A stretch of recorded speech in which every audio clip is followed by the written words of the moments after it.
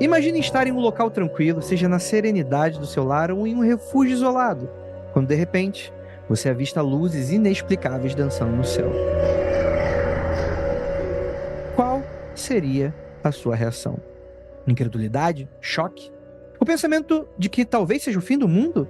Ou talvez você se pergunte se são visitantes de outro mundo?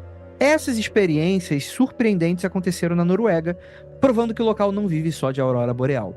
Essas luzes, ainda não completamente compreendidas, despertaram o interesse da comunidade científica e, por que não, ufológica, e foram batizadas como as luzes de Hesdalen. Elas têm sido objeto de estudo rigoroso, mas até hoje, sua origem e natureza é um mistério. E no Mundo Freak Confidencial de hoje, nós vamos debater, afinal de contas, é ET ou não é? Logo depois de vir até a gente já volta.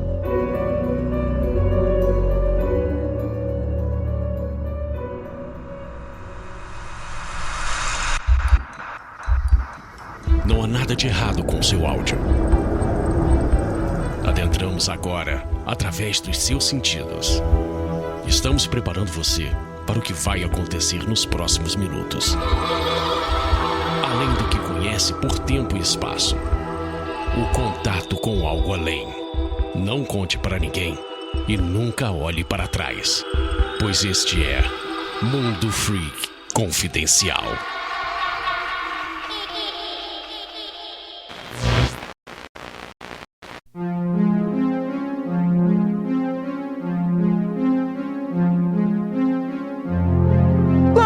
Belas noites, queridos ouvintes. Está começando mais um Mundo Freak Confidencial. Eu sou o André Fernandes e hoje vamos falar de... Será que é ufologia? Eu vou dizer aqui, que tem 3 believers hardcores e terei eu que me sacrificar no fogo do ceticismo para dar um contraponto. Vai ser difícil hoje. Ouvintes, faça uma oração por mim. Pausa o episódio agora. Reza 2 Pai Nosso aí pra mim, em minha alma, que eu vou defender agora a honra dos céticos. O cético pedindo pra rezar Pai Nosso. O episódio tá condenado já de cara. E temos aqui nosso queridíssimo Rafael Jacaúna. Galera, esse caso aí deu uma estudada rápida. Admito que eu não conheci ele profundamente, mas parece que é um caso bem fácil. Não, um caso bem simples aí. Eu dei uma estudada bem rasa. Eu olhei ali, os vídeos do YouTube e tal. Fácil. Tipo, 30 anos aqui de mistério, fácil, pô. Vamos. Apresenta. Rafael fala. Corte de podcast agora no YouTube, hein? Rafael afirma: mistério de 30 anos vai ser revelado hoje no Mundo Freak Confidencial. Ô Andrei, só é mistério ainda porque as pessoas não querem acreditar na explicação, entendeu? Porque a explicação é essa aí. Entendi. Agora, o que é exatamente pode ser um mistério, mas que não é algo normal, vamos ver aqui durante o programa. É o grande gerador de lero-lero do Mundo Freak mesmo. O ChatGPT, Racaúna. É um absurdo, Temos também nosso queridíssimo Vinícius Ferreira. Galera, eu fui pesquisar aqui qual que é o significado de Hesdalen. E significa cafundó do Judas em norueguês. Olha aí, rapaz. Não sabia que norueguês tinha a palavra cafundó traduzido? Pois é. Exatamente. Temos aqui também nossa queridíssima Rouca Iracroft. Olá, tudo bem? Você que está ouvindo, olá, mesa de podcasters, todo mundo aqui preparado já em posição de cristais para alinhamentos dos chakras e luzes. Ai, gente, desculpa você que está ouvindo, eu juro, além da pauta, eu fui dar mais uma pesquisada, fui dar uma estudada, pra não dizer que eu iria cair para believer e full believer, mas não tem como, gente, não tem como. Na própria introdução que o Andrei já fez, já disse que não foi achado nada, e esse mistério é magia, não tem outra explicação. É duende, não é ET não, é fada. Vambora. E antes da gente começar esse papo, a gente cair no pau aqui, afinal de contas, o que está acontecendo na Noruega desde então? Tem um recadinho bem rapidinho aí pra você. Primeiramente, agradecer a sua presença, a sua paciência, a sua audiência de estar sempre aqui com a gente. É claro que você, caso ame o Mundo Freak, você pode dar sempre a sua curtida, a sua compartilhada, falar pros seus amigos e indicar o podcast que você gosta. O Mundo Freak Confidencial é um programa independente que depende da colaboração dos nossos ouvintes. Então, caso você tenha o seu coração tocado aí pelo divino e queira ajudar a gente, vá lá no apoia.se/confidencial, dê uma olhada nas nossas metas metas e recompensas. E esse episódio aqui tá sendo transmitido ao vivo para os nossos apoiadores. Você quer fazer parte dessa turma? Vai lá, apoia.se/confidencial e você já ajuda a gente pra caramba. É uma mensalidade bem pequenininha, você escolhe o valor que você quiser apoiar, ajudar e já ajuda a gente pra caramba. Temos um grupo secreto também lá no Telegram para apoiadores e lá você tem notícias de bastidores e mais um monte de coisa legal. Além, é claro, de entrar em contato com Freaks e também a gente que aparece por lá de vez em quando pra conversar aí com vocês. Olha, esse episódio ficou excelente, não vou me demorar muito, é apenas um recadinho bem rápido. Siga a gente nas nossas redes sociais, @MundoFreak em qualquer rede, TikTok, Instagram, o que você quiser. Aí é claro que no Twitter, @Mundo_Freak, aí pra você sempre vai saber de notícias em primeira mão e é claro, ter um contato com o que a gente tá fazendo. Agradecemos também as 5 estrelinhas que vocês dão aí no Spotify, quando vocês deixam também os comentários e mais um monte de interação que vocês estão sempre dando pra gente. E último recadinho da noite, lembrando do nosso canal no YouTube, vai lá, procura por Mundo Freak. Toda sexta-feira tem Mundo Freak Apresenta, aconteceu comigo em vídeo, está sendo lançado lá também. É uma honra ter você. Lembrando, clica em seguir, no sininho, em compartilhar e todo o resto, tá bom? A gente virou youtuber, olha aí. E você pode ajudar a gente pra caramba indo lá e conferindo o nosso conteúdo que é de graça. Então, galera, vamos voltar aqui pra esse papo que ficou excelente. Tenho certeza que vocês vão gostar. Mais uma semana aqui com o Mundo Freak. E então, bora lá.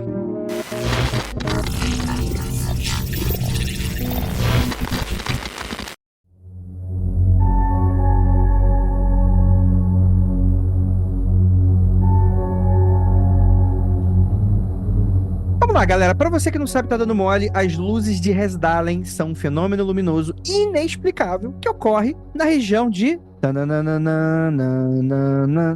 Resdalen, Noruega. São luzes misteriosas aparecendo. São, assim, imaginem formas luminosas como esferas, mas não necessariamente só esferas, coloridas, que se movem silenciosamente pelo céu e às vezes mudam de direção rapidamente e exibem uma espécie de comportamento incomum. Talvez a primeira explicação cética que a gente possa dar seja talvez algo ligado a um fenômeno meteorológico que a gente não conhece, é um fenômeno atmosférico, como por exemplo a aurora boreal. Mas vamos lembrar que é uma região conhecida por esse fenômeno, e para ser algo que os próprios moradores estranham, é porque talvez a gente possa descartar de cara alguma coisa nesse sentido, pelo menos do que a gente conhece, né? E talvez sejam fenômenos que outros pontos de aurora boreal não apresentem, seja algo daquela região. E os cientistas, até hoje, não conseguem falar. É um fenômeno que acontece desde a década de 80, tá? 1983, inclusive tem o projeto Resdalen, lançado pela UFO Nord e pela UFO Sverige, que tem se dedicado a investigar as luzes, assim. E o projeto investigou em 83, 85, posteriormente em 98, a estação Medição Autômata de Resdalen foi instalada no vale para registrar e documentar a ocorrência. Tem várias fotos e registros que a gente vai deixar aí no nosso site para você dar uma olhada. Vocês já conheciam esse caso? Conhecia de ouvir falar só, Andrei. Fui pesquisar melhor agora para fazer o episódio. Eu sabia do efeito luzes, mas eu não sabia que tinha relação ufológica e eu realmente acreditava que tinha a ver com algo mais fantástico, mais mágico, até mesmo no sentido como um fogo-fato, sabe? O fogo colorido e depois foi provado o que era, né? Eu imaginava que era algo assim e não que ia para o lado mais ufológico. Olha, foi mais ou menos como a Ira e o Vinícius. Eu já tinha visto falar, já tinha visto, sei lá, passar em documentários, coisas assim, cortes, mas nunca me interessou em pesquisar, não. Eu olhei agora aqui e falei, rapaz, é interessante mesmo. As luzes esquisitas aí, né? Não é um laser no céu, talvez aí, pá, o que é isso? Mistério. Ufologia. Eu acho que é interessante que, se você jogar a imagem, né, Resdalen no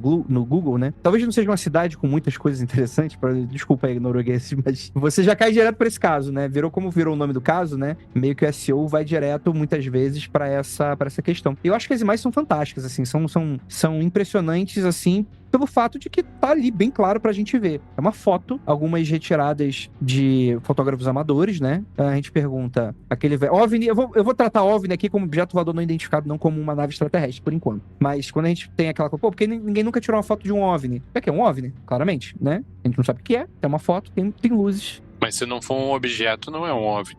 Tá bom. Tá, ok. Ixi, nossa, não. Calma, Vinícius. O Vinícius já chegou aqui. Pode ser luzes também, então pode ser muita coisa. Pois é. Sim. Eu não sabia tão a fundo de ter, eu só conhecia rasamente como luzes, né? Então, pra mim, luzes. Eu não sabia que tinha depois esses outros avistamentos de dispositivos, de algo assim. E eu acho que nesse sentido, não vou entrar exatamente nos dispositivos agora, mas voltando para as imagens do Google, eu acho que é impressionante que fica bem claro que são objetos ou luzes, né, de movimento meio errático, né? Então eu fiquei muito interessado e intrigado nessas fotos, por exemplo, de exposição prolongada. Para quem não sabe, na fotografia, a fotografia bate aquele momento, tem aquele frame da foto que, se você não tirar corretamente, ou se esse frame for um pouco maior, a foto fica meio tremida, né? Então, quando você faz abre um pouco a exposição da luz, né? Ou seja, a foto fica aberta um pouco mais de tempo, dá a oportunidade de você pegar luzes tracejadas, né? Como se você acompanhasse meio que o movimento daquela luz está fazendo, né? E essas fotos, elas são bem interessantes. O pessoal faz isso muito em fotografia noturna, tipo de carro passando na rua. Que o farol fica aquela manchinha do farol, né? Que fica um rastro de onde o carro passou. É mais ou menos isso, só que com as luzes estão no céu, que acontece nessas imagens de restart. A mesma visualização, né, que aviões muito rápidos deixam no ar, né, que é aquela marca, né, da fumaça que já não está mais ali, já está se dissipando, mas tem aquela marca, tem essa sensação, sabe? Sim. Quando o jato passa, tem um risco e no final ele vai ficando... A fumaça está se dissipando, mas ainda tá um registro no ar, né? Essa sensação. Esse comentário é muito interessante seu, Ira, porque diferente do exemplo do Vinícius, que é um exemplo ótimo para exposição prolongada de imagem, a foto do carro, ele fica um tracejado reto, porque o carro, ele tá se movendo de uma maneira uniforme, né? Geralmente você não tá pegando o carro fazendo muita curva, né? Ou quando tá, você vai pegar só poucos segundos. Então, geralmente é um movimento, o tracejado da linha, ele é retinho, como se fosse uma espécie de laser, né? No máximo um laser com uma meio poroso, assim, alguma coisa nesse sentido, né? Essas imagens aqui, elas lembram muito mais fumaça, como no exemplo da Ira, né? Apesar de ser um foco luminoso. Então, dá pra entender isso como uma proposta de movimento, que tem um movimento que eles estão indo de um ponto A ao ponto B, mas esse movimento, ele não é correto como se fosse uma linha do ponto A ao ponto B. Ele vai meio irregularmente desenhando, né? Isso é bem interessante. E dá pra ver também que ele vai mudando de intensidade da luz, né? Sim. Que a luz vai ficando mais forte, mais fraca também. E se não é crescente, né? Ela tem uma marca, pode não ser fumaça, mas pode ser algum outro tipo de gás em que reflete a luz, né? E aí fica esses movimentos tracejados e meio apagados. Mas então, esse lance de refletir a luz eu tenho muita ressalva, porque eu olhei no Google Maps onde fica essa desgraça desse lugar. Não é nem uma cidade, é meio do mato mesmo, assim. Não tem, é uma rua, são 2 ruas com 3 casinhas. Não tem nada, não tem nada real. Se for reflexo, é reflexo de quê? Então, por isso que podemos ser believers aqui. Porque se exatamente não tem a luz da cidade, não tem outra, naquele momento não era nenhuma luz de um luar, e a gente está falando de um fenômeno que parece ter um gás ali, alguma coisa em movimentação, alguma luz, algum centro de luz pode sair dali mesmo e ter espelhado pra gente. Estou mostrando agora para os apoiadores em live as imagens que a gente está comentando. Então, para quem não viu ainda, pode ver no site se está escutando podcast, se está escutando em live, você consegue ver agora. Estou mostrando as imagens para vocês aqui do que a gente está comentando. Eu gosto muito, que me parece, tem vídeos disso, dessas luzes erráticas, e ela sobe e desce, não sei o quê. Pra mim, tá? É alguém pilotando disco voador bebaço. Isso estava completamente embriagada. O pessoal ali na Europa bebe bem. E o camarada está saindo completamente destruído dali. Entendeu? Costurando o céu, né, Rafa? Né? Quando passa de bicicleta e fala que tá costurando a rua, então ali o OVNI estava costurando o céu, né? No seu tracejado ali, chapadaço. O Rafael, ele abaixou o nível do podcast agora. O podcast tava indo sério. É que tava mesmo, tava da denúncia aqui. Eu já tô acreditando agora em ET nórdico, tipo, tá cheirando. Não, porra. Bebeu muito Jägermeister. Nesse caso, está cheirando, né? Hidromel. Meu Deus, agora estamos perdendo a linha. Igual o ET pilotando a nave, perdeu a linha, não consegue fazer a linha reta. Exatamente, tá tracejada a nossa linha já. Não, então, esse que é o ponto. Porque, como o Andrei disse e o Vinícius bem me respondeu, só é OVNI se for um objeto. Mas, quem disse, né, quando você olha, tu só vê as luzes. mas talvez seja um objeto menor ali que faz essa luz e a gente só consegue ver a iluminação do objeto, porque de fato, nitidamente parece é uma frase meio estranha, né? Mas nitidamente parece que algo está produzindo essa luz, algo ali voando está produzindo essa iluminação. Poderia ser algum laser disparado do chão, fazendo algo do tipo? Bem provável, porque ele literalmente só aparece no céu, não tem nenhum tipo de traço subindo, a câmera, ninguém vê nada se prolongando da base pro alto. Ah, mas pode ser alguém de um lugar mais alto. Aí sim seria o ET, né? Seria o ET lá da estratosfera mandando laser nas nuvens. E ainda assim a gente ia ver o rastro de cima até chegar no lugar, né? Mas dependendo do ângulo, não, né? Mas sim, de toda forma seria algo extraordinário. É algo fantástico. Um monte de explicação. É fator atmosférico. É impressionante. É impressionante. Eu sempre acho o fator atmosférico uma boa explicação. Pois é, Rafa. O sistema atmosférico, né? Como que poderia ser? Porque tem mais de um tipo de luz. Sim. Tem mais um tipo de cor, temos mais cores. Alguns traços parecidos, algumas diferentes. Ainda seguindo esse formatinho aí, meio gasoso, né? Parece que a luz está gasosa, nem sempre tão tracejado. E diferente, né?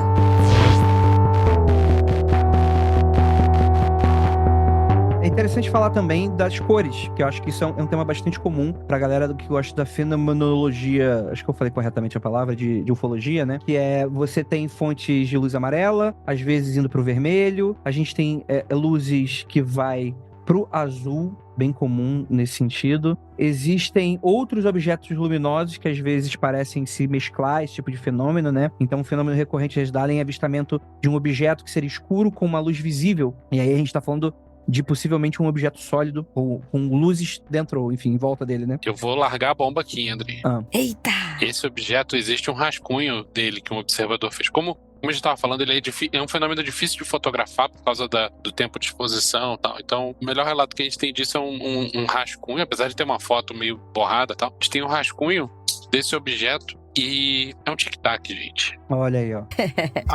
Virou OVNI de novo. Virou OVNI. Quero botar mais lenha nessa fogueira, principalmente pro Rafa e pro Andrei aqui, quando estivemos em Quixadá, em uma viagem com os nossos ouvintes e com a Grande Rota. Lá fizemos um passeio de avistamento não, né? De observação. E fomos nos lugares lá, conhecemos umas pessoas numa fazenda onde tem um centro ufológico, conforme o entendimento e aquilo que as pessoas estão estudando e buscando naquele local. E a gente foi até lá. Passamos, assim, por uma abertura, uma breve palestra sobre o que eles acreditavam, sobre o que eles estavam fazendo lá, tinha a ver com essa relação. E eu me lembro que um dos slides com um dos desenhos de avistamentos lá era muito parecido com isso. E ele, inclusive, falou que era um bastonete, que já tinham vários avistamentos parecidos com esse aqui, e eu nunca tinha visto esse documento, esse desenho aqui, tá? Pode ser coincidências de outras formas, mas a gente teve sobre ser um tic-tac e ter aparecido lá em Quixadá e ter as pessoas que já visualizaram isso, com esse mesmo formatinho. Com luzes, mas eu não lembro de ser luzes amarelas, como são essas que a gente tá vendo. Eu acho que era verde e azul, não sei se o André e o Rafa vão lembrar melhor. Mas esse desenho, bastonete, esse tic-tac é muito parecido com os avistamentos que eles citaram pra gente lá. Eu acho que é importante a gente deixar claro que quando a gente tá falando de tic-tac, a gente tá falando da balinha,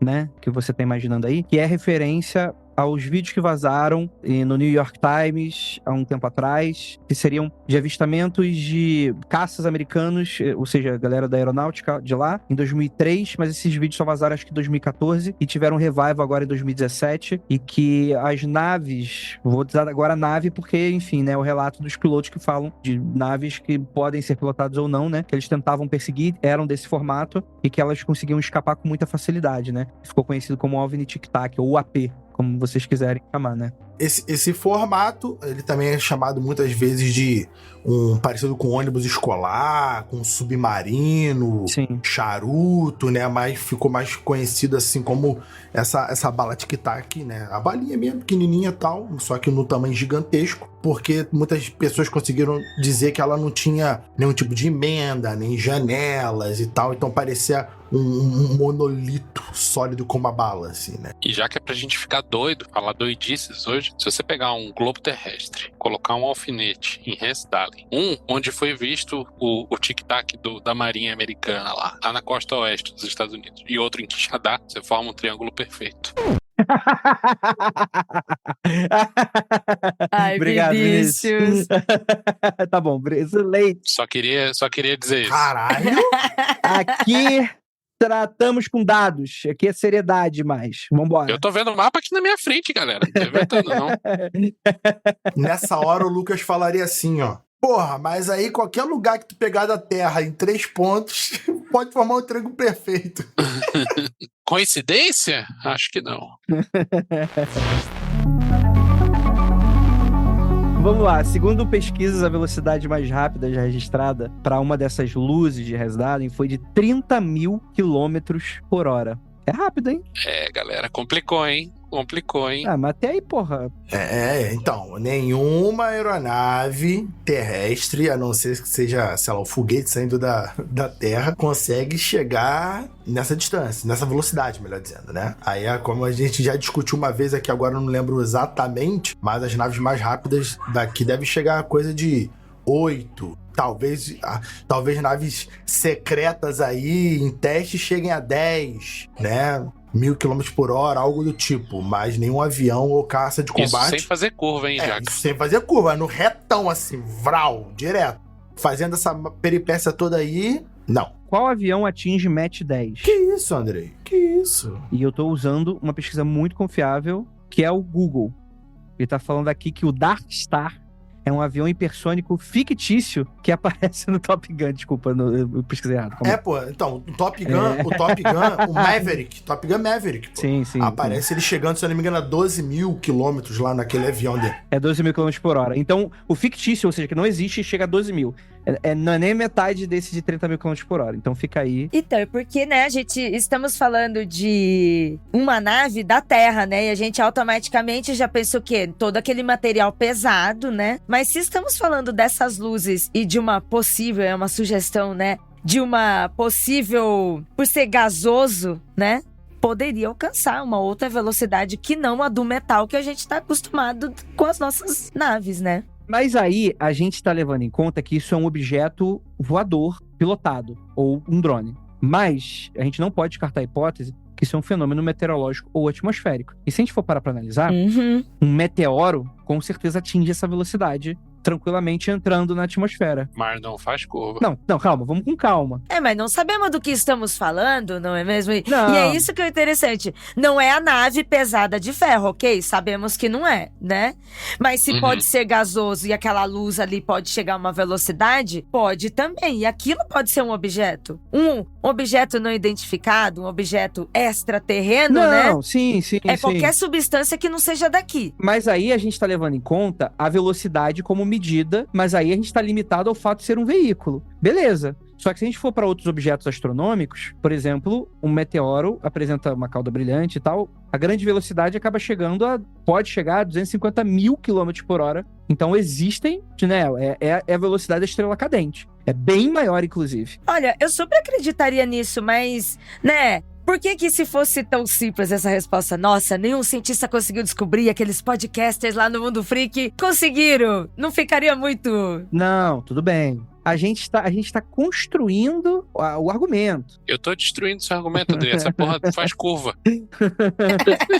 mas às vezes é um meteoro que tá inseguro. Então, eu sou ouvinte aí, inseguro com qualquer coisa. Às vezes o meteoro ele não sabe onde que ele quer bater.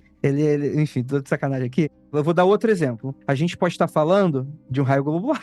Ah, pronto. Um raio globular é um tipo de fenômeno atmosférico de plasma super raro que não, tipo, um raio, pô, às vezes pode atingir uma velocidade inacreditável. E ela pode ter de maneira errática. Só que assim, gente, eu tô tentando forçar aqui essa barra aqui, não é porque eu tô querendo ser chato aqui, não. É porque eu quero esgotar todas as possibilidades possíveis de explicações para isso. Porque, afinal de contas, de fato, é um tipo de fenômeno muito estranho e ele acontecia, pelo menos em Hesdalen, com muita frequência por 30 anos. Era um lugar que as pessoas poderiam colocar um projeto como o de luzes de Hesdalen lá, só para ver esse tipo de fenômeno. Então é um fenômeno que só acontece lá. Eu acho que não seria estranho a gente chegar e afirmar, por exemplo, que talvez exista uma característica em Hesdalen de algum tipo de fenômeno atmosférico ou meteorológico que só exista lá. Pode ter a ver com minérios da região. Considero isso também. Eu considero. Pode ser. Mas assim, minério da região tá na Terra, né?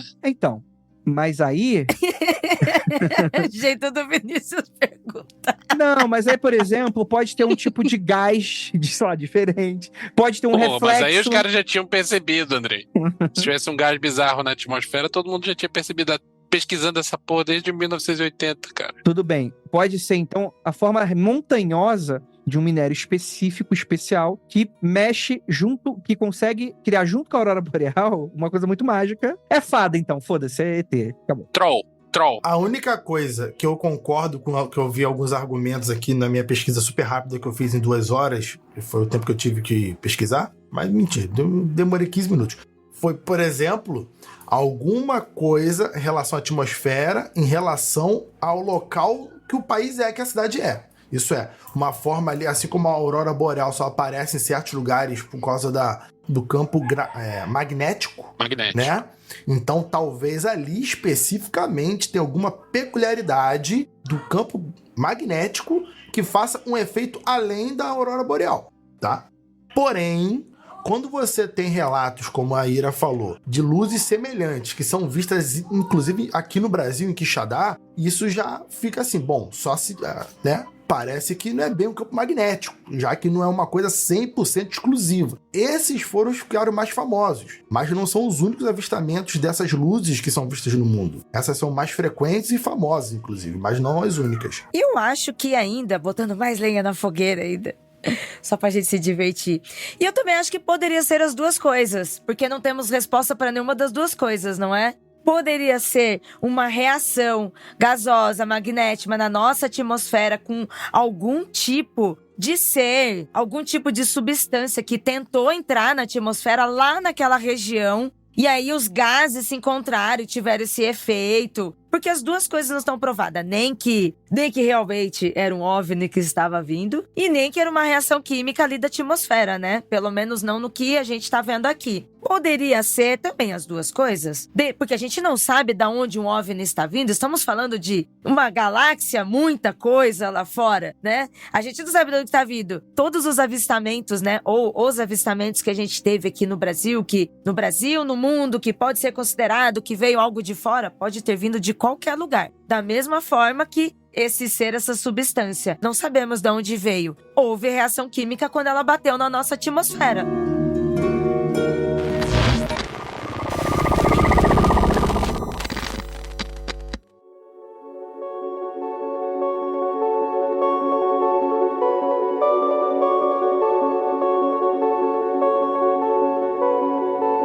Tem uma questão aqui que a gente não falou ainda, que esse fenômeno tem, que é a questão de uma característica bastante intrigante, que são as interferências eletromagnéticas, que é uma característica clássica de ufologia, referente a...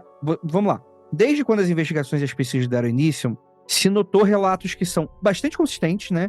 Dessas interferências eletromagnéticas em dispositivos eletrônicos conforme o aparecimento dessas luzes ou objetos. Essas interrupções é aquela coisa que afeta rádio, televisão, câmera fotográfica, equipamento de navegação. Aparece a luz, começa a falhar os equipamentos eletrônicos, né? E a amplitude da interferência às vezes varia bastante, mais perto ou mais longe. A extensão sugere que as fontes de energias associadas a essas luzes, por exemplo, podem exercer um impacto significativo no campo eletromagnético do local, que seria uma questão aí, novamente, bem próxima de relatos ufológicos nesse sentido, mas também pode ser algo como uma aurora boreal, que também tem esse tipo de interferência de campos necessariamente, né? Não é minha área de especialização, talvez alguém da área possa falar algo nesse sentido, mas é uma natureza bastante imprevisível e intensa que também desafia os pesquisadores sobre esse tipo de luz, né? Quero fazer uma pergunta aqui para o Vinícius. Oi. Né, o nosso esotérico, o participante esotérico lá do Magicando.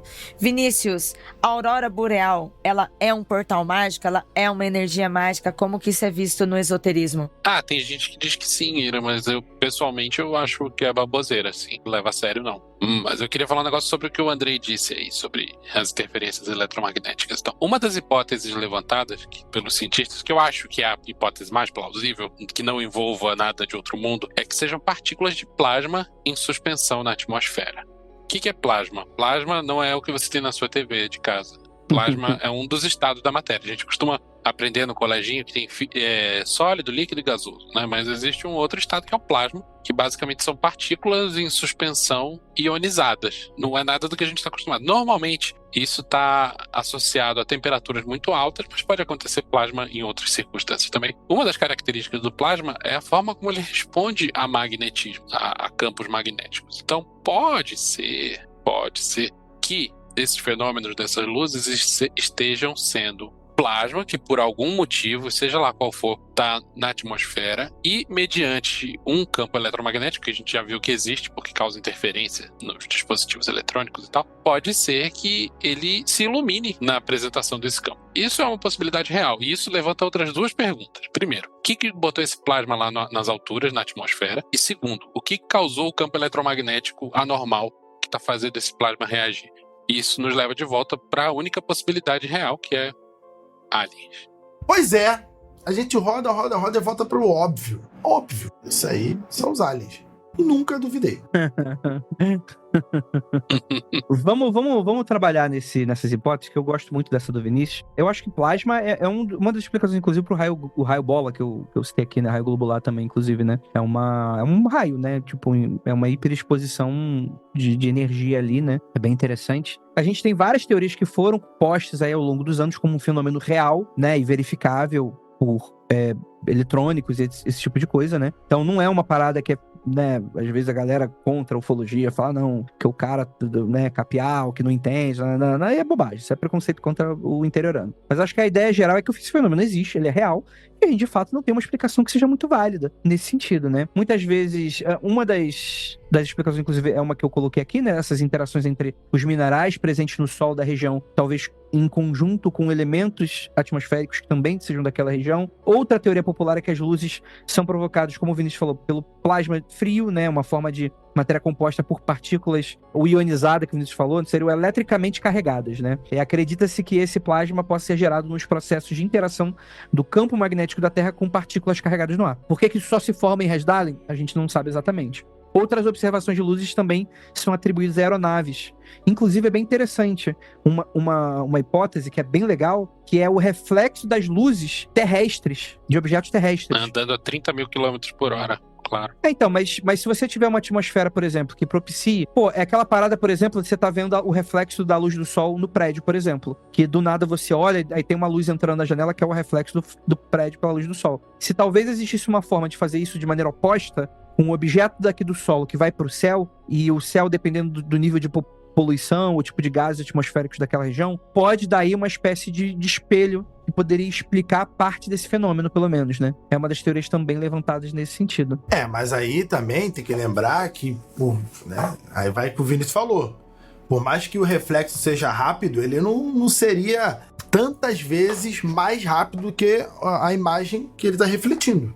Não, sim, mas como é um reflexo, se você muda o espelho de lugar, você consegue fazer a trajetória da luz mudar muito rápido. Porque imagina você balançar aquele espelho. Teu espelho tá aqui e vai pra Pindamonhangaba em uma virada de espelho, saca? Isso não é tão absurdo assim. Pensando que a gente tá falando de atmosfera e que esse espelho não é um espelho, não é um pedaço de vidro com metal pendurado no céu, né? Seria, se é que se trata de um espelho, seria uma formação atmosférica, alguma coisa que causa um reflexo de luz. Isso daí seria uma coisa muito gasosa, como a Ira falou, que não tem uma precisão de um espelho feito artificialmente. E, portanto, estaria sujeito a flutuações. Como a irregularidade dessas luzes, por exemplo.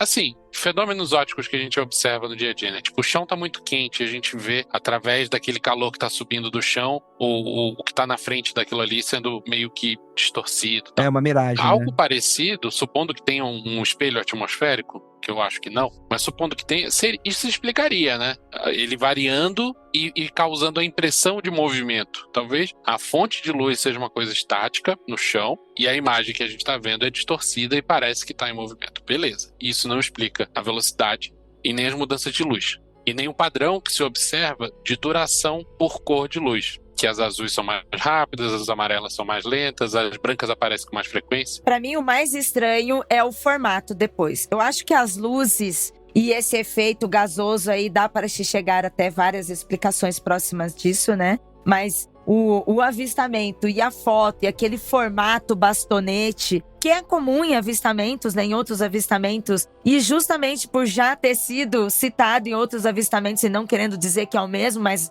acaba se tornando um padrão. Pra mim, esse é o mais estranho e o mais difícil de... o que aquele remédio, aquele formatinho de remédio está ali no meio disso tudo?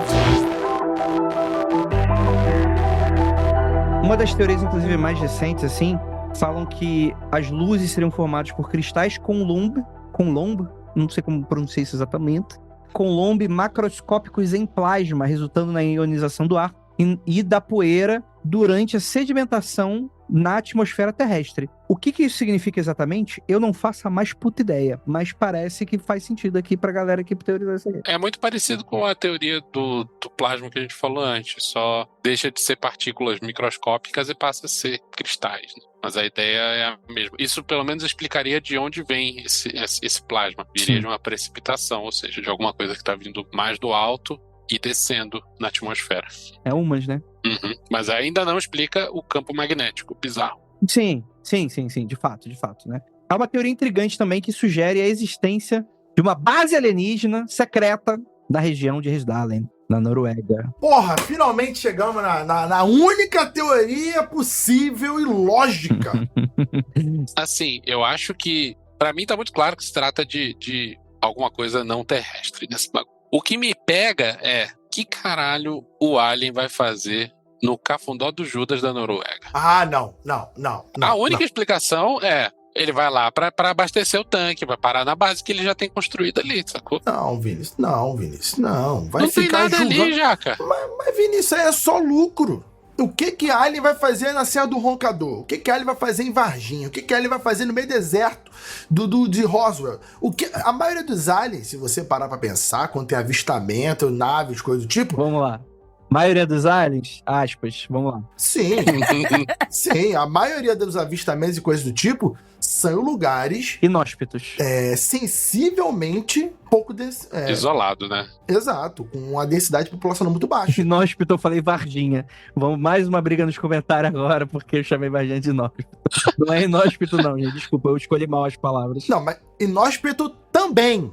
Inóspito também. Mas lugares que tem uma população ali na casa de centenas de milhares, né? Cidades médias, cidades pequenas, lugares sem cidade. Centenas de milhares, mas centenas de milhares aí já fica grande, né? Não, é que se comparar, é mais fácil, apesar de Nova York ter muito mais pessoas, tem mais avistamento em Varginha ou em Nova York? Bem, mas aqui no nosso caso, a gente tá falando da Noruega, né? Que é um lugar bem deserto, igual Quixadá.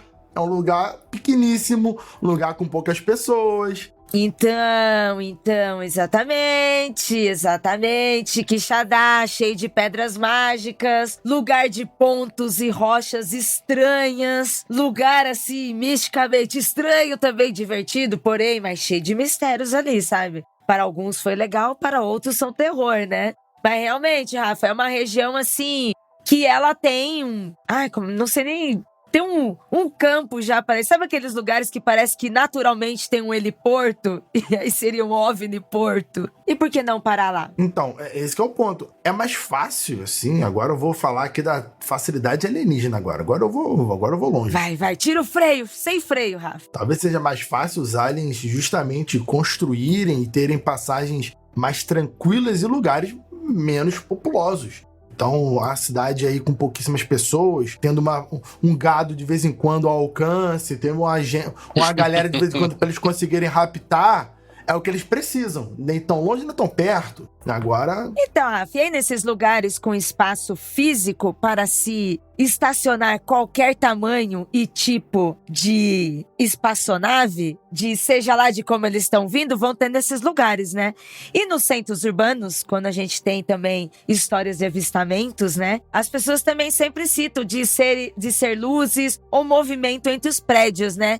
Então seria assim, né? Aqui na cidade grande, na grande metrópole, seja em São Paulo, Rio, Belém, que são cidades assim muito grandes, seriam as pequenas naves que sairiam de uma nave mãe que estaria num lugar grande, mas com espaço físico para isso? Fora que tem o seguinte, Ira, a gente citou aqui o caso do Tic Tac, se você parar pra pensar, o Tic-Tac, ele é meio que um OVNI também, né? Ele, né? O mar é um local muito deserto, o oceano é um local muito deserto. Então você tem um lugar muito vazio, melhor dizendo, porque deserto quer dizer que não chove, né? E no mar chove bastante. É um local muito vazio e tem muitos relatos, assim, que nem capitão de navio, galera que faz viagens assim, atravessando o oceano, costuma ser que nem caminhoneiro. Sempre tem uma história de uma luz que vê debaixo da água, um objeto que sai da água, outro que entra. Então, ser lugar isolado corrobora a ideia de ser um OVNI, né? Vou trazer aqui 2 informações, hein?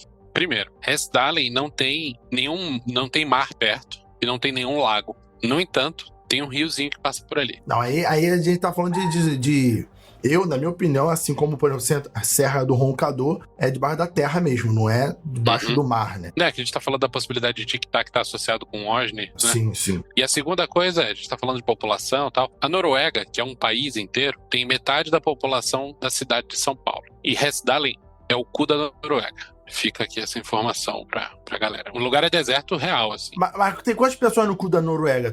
Aí tem que trazer o número Sei agora, lá, deve ter 3, mano. Cara, deve ser impressionante o norueguês tentando aprender português. Ah, qual podcast você indica? O Mundo Freak Confidencial. O cara tá escutando nesse momento, talvez ele esteja um pouco vendido. E ele veio de Hessdalen. Mano, não, mas assim, não tem ofensa nenhuma. O fato é que a Noruega inteira tem metade da população da cidade de São Paulo e Hessdalen não tem uma casa construída. Hessdalen é tipo o Bangu, no Rio de Janeiro. Não. É um lugar por onde passa uma estrada, assim. Entendi. É campo. Ah, tá, ok. Sim, um lugar ótimo para se estacionar, para se entrar e sair sem ser visto por muitas pessoas, onde possa vir aqui, sei lá, fazer o quê, não é? Ó, quem dá essa teoria da base alienígena é o Scott Waring, que... Cara, Waring é muito esquisito esse nome.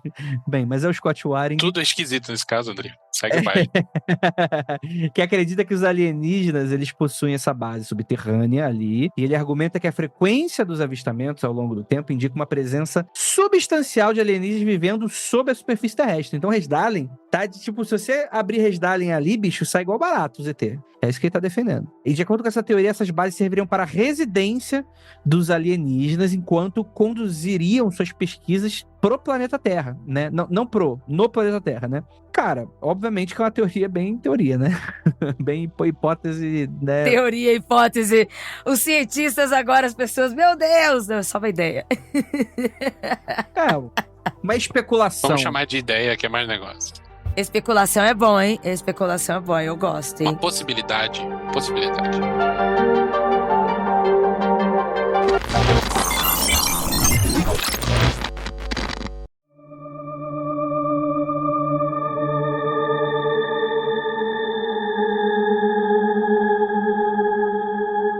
E aí, gente, o que vocês acham?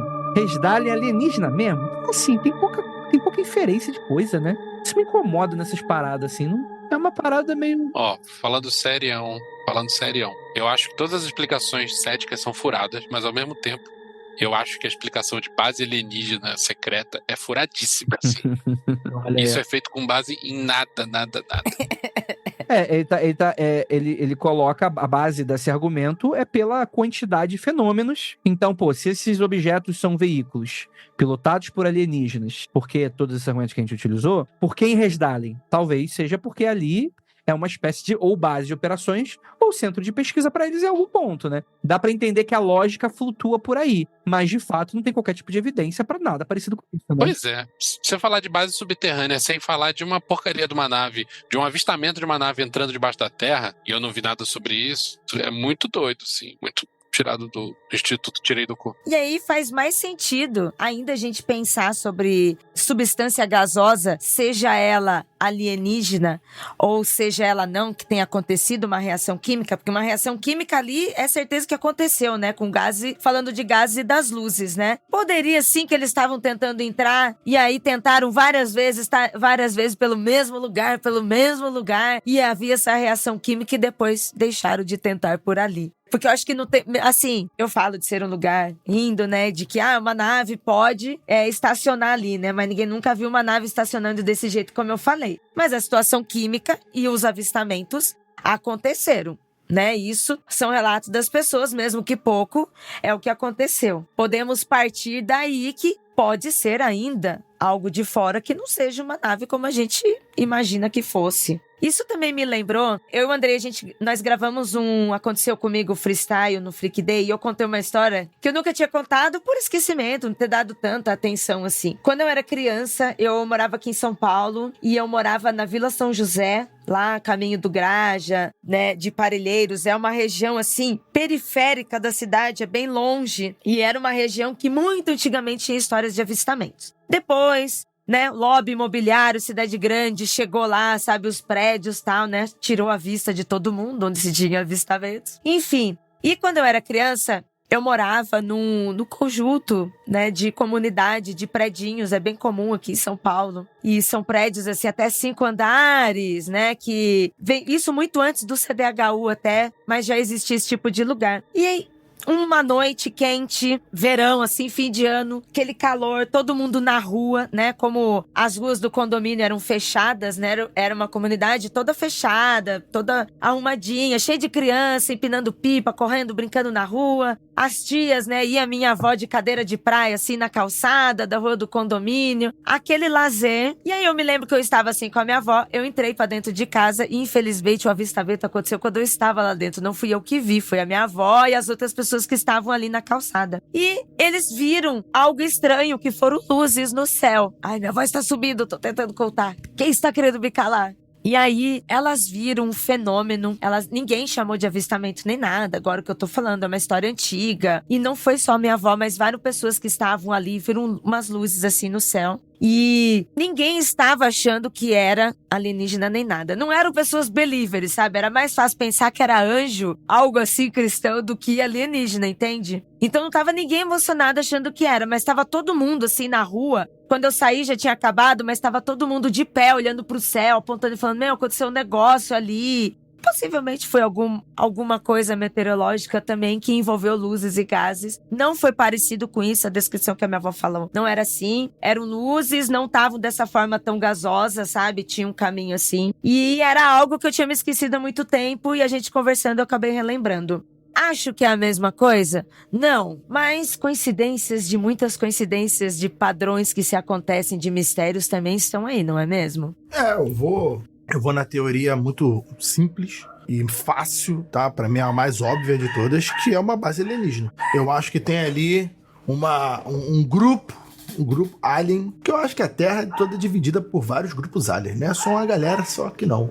Tem ali, o pessoal conseguiu um território pequenininho ali, resdale, e fez uma basezinha humilde e tá ali fazendo os trabalhos. Que trabalhos são esses? Não sei, né? Pouco se sabe sobre isso. Ou melhor, nada se sabe, antes que alguém pergunte o pouco que eu sei, né? Nada se sabe, mas eu acho que eu vou nessa aí, da base alienígena. Antes do Andrei pro encerramento, eu quero fazer um comentário meu /pergunta pro Vinícius aqui de novo, né? Eu querendo puxar pra magia de novo, mas vamos lá. Manda aí. Aí a gente termina esse programa, o Andrei vence a discussão com o questionamento cético e tudo bem. E aí a gente podemos chegar num acordo de, realmente não é um avistamento, não é um extraterrestre, é terreno, né? E mesmo assim é um fenômeno que não foi explicado e muito estudado, né? Não é um fenômeno qualquer ali que foi eu que comecei uma história brincando lá na Vila Nova, não. Um fenômeno visto, um fenômeno estudado, um fenômeno que foi pesquisado e não chegou em respostas. Estamos falando de algo terreno, né?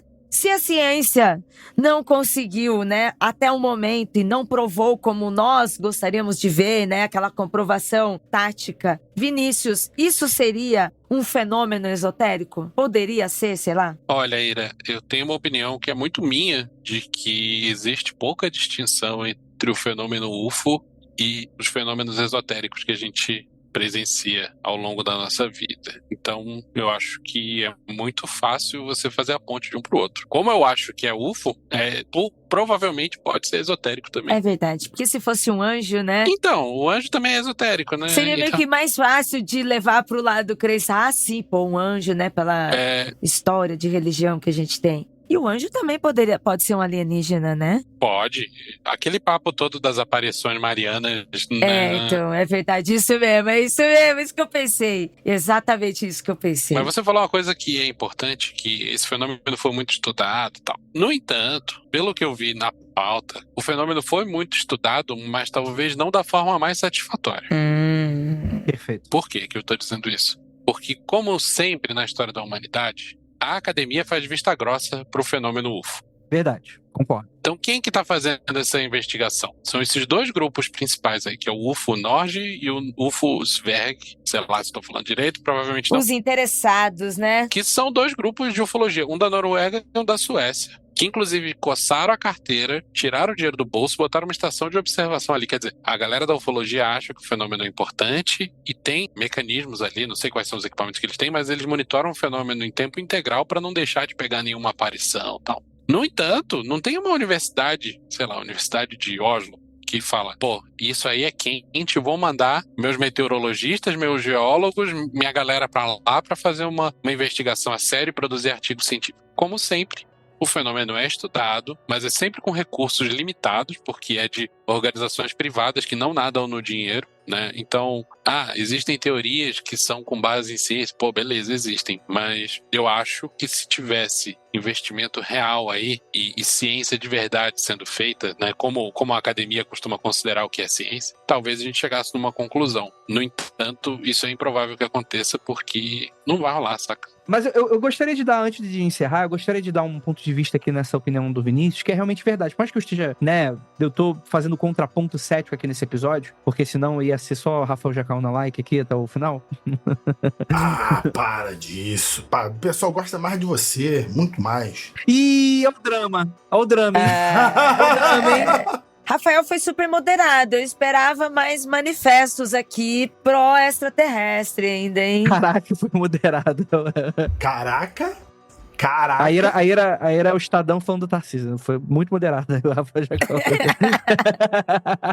Muito Galera moderado. que tá assistindo ao vivo, beijo, gente. Muito obrigada pela audiência, pela paciência. Você poderia estar jantando, você poderia estar comendo uma sobremesa gostosa, mas não, você está aqui para ouvir isso. Muito obrigada. Exatamente. Eu gostaria muito de dar uma lupa nisso que o Vinícius falou, porque de fato é verdade. Eu acredito hoje que o fenômeno OVNI existe. Não sei o que é. Como sou agnóstico, que é o famoso ateu covarde, é o cara que fica em cima do muro pra não se comprometer. É isso. Eu não nego, não. É isso aí mesmo. Então eu não vou ficar falando o que é e o que não é. Mas, de fato, a ufologia tem monopólio do fenômeno OVNI por falta por WO. E eu não tenho problema nenhum com a galera da ufologia. Pelo contrário, um beijo pra todos vocês. A galera pega o dinheiro, pega o próprio carro, vai no Cafundó do Judas, entrevista a galera, faz e tal. Às vezes erra, mas muitas vezes acerta também. E tem muitos dados coletados que a gente não teria se não fosse a galera ufológica. Então, um grande abraço para todos vocês. A ufologia sobrevive graças a vocês. Mas é interessante notar que seria interessante a gente ter outros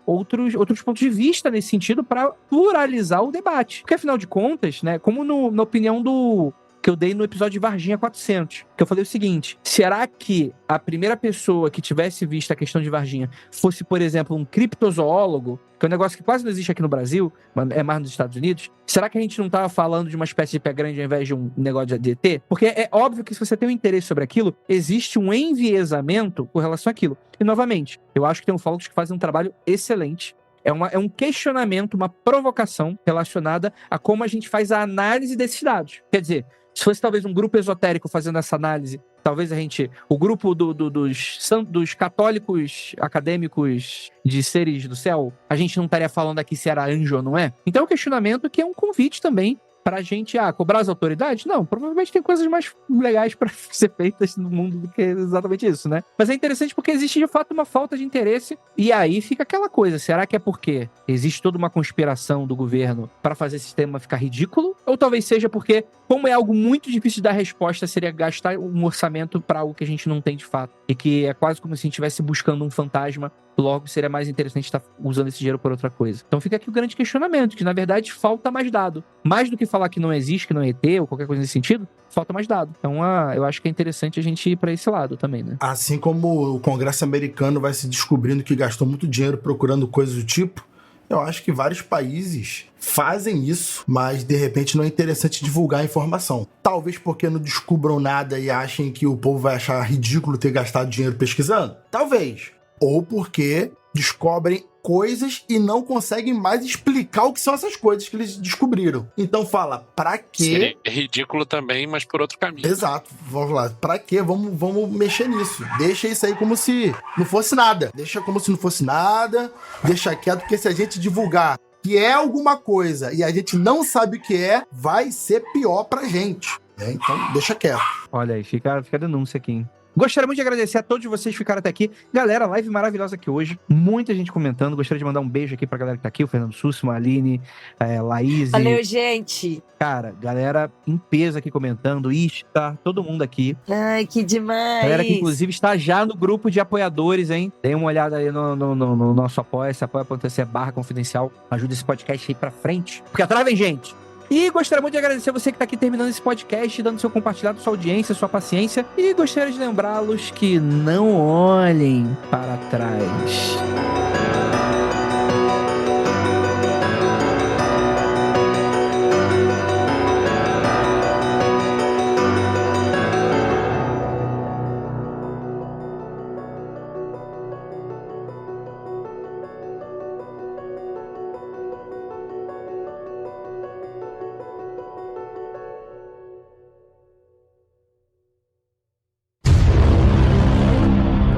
Eles treinam um com o outro, eu olho assim e falo, meu Deus, tem uma moça lá, a Jo, ela tem 70 quilos.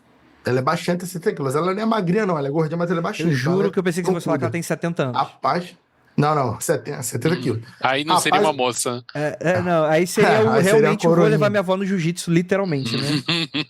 Aí eu cheguei, primeira vez que fui treinar, primeira semana de treino, assim, ela, não, vem comigo, porque tu só tinha moleque grande lá. Aí eu falei, beleza. Aí ela falou assim, pode vir forte, porque eu vou me defender bem. Aí eu achei, desse tamanhozinho, eu vou tranquilo. Entrei, ela me derrubou, me finalizou em 5 segundos. Aí ela falou assim, eu falei pra tu vir forte. Eu vou forte, parece que eu tô indo fraco. Então tá bom. Vamos lá, gente. Eu vou forte, parece que eu tô indo fraco. Tá bom, vambora. Boa noite, pessoal. Boa noite, Laís. Boa noite, Rodrigo. Boa noite, Matheus. Boa noite, Vinícius Ferreira. Boa noite, Laís Moraes. Boa noite vocês aí, seus lindos e lindas. Vamos começar mais uma gravação do Mundo Free Confidencial. Todo mundo gravando? Sim! Peraí. Boa noite, gente. Todo mundo que tá assistindo. Eu estava aqui, fui lá passar um batom só para estar um pouquinho mais apresentável dessa reunião. Porque competir com duas carecas aqui, assim, poderosas. 2 carecas e meia. Poderosas. 2 carecas e meia. Tá chegando lá. Então, vai se preparando aí também. O Rafa já estava dando dicas aí de gilete, para tirar que não é gilete, aparelho e tal. Enfim, boa noite, gente. Olha lá, você que está ficando careca. Quem tá ficando careca? O Andrei? É isso? Eu já tô igual o Vegeta já aqui, ó. Tô ficando igual... Eu já posso levar alguém pro cinema, já 2 entradas aqui, ó. Mas você, Andrei, tem aquele cabelo que tu vai ficar lambendo assim pra cima da careca há muito tempo ainda. Andrei vai ser o calveludo. Eu tenho 15 anos de ilusão aqui. Eu tenho 15 anos ainda pra trabalhar essa minha autoestima até chegar lá. Vamos. Sinal que tu vai ficar aquele teu pai, né? Um penteado não, igual cara, teu pai. Essa maldição da genética é bizarra. Coitado do Caléu. Todo cabeludinho. Isso. Vai isso ficar... prepara o psicológico do moleque, hein? Vamos lá. Gente, vamos começar aqui? Vamos bater palminha? 1, 2, 3 e já. No já, 2 palmas, beleza? 1, 2, 3 e já. Beleza, vou fazer a introdução. Imagine estar em um local tranquilo, seja na serenidade do seu lar ou em um refúgio isolado. Quando de repente... Este programa foi produzido por Paratopia Podcast Storytelling.